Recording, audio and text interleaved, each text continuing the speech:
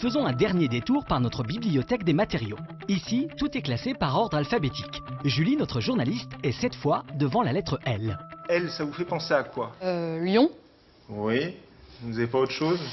lézard, Ah, pas mal du tout. Lézard, vous voyez? Le lézard. Il y a un lézard qui s'appelle le gecko et qui a une capacité phénoménale à s'accrocher au mur, au plafond, un petit peu façon Spider-Man.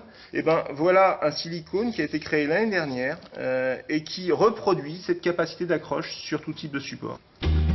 Inspiré du gecko, ce silicone parvient donc à s'accrocher à cette tasse, alors qu'il n'y a aucune trace de colle sur cette matière.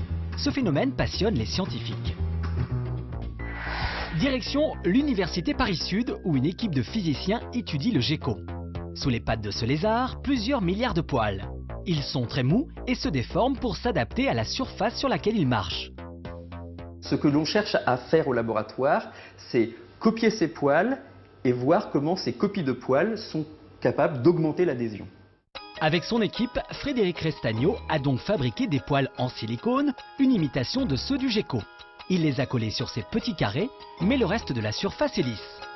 Le but de l'expérience est de tester la capacité d'adhésion de ces poils. Quand il y a des petits poils, comme ici, la surface colle, le scotch colle bien. Quand il n'y a pas de poils, on saute d'un coup.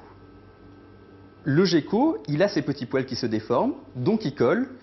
Le caoutchouc qui est là, il a des petits poils qui se déforment, donc là où il y a des petits poils, le scotch colle mieux. C'est comme le gecko. Ces petits poils permettent donc d'augmenter l'adhésion.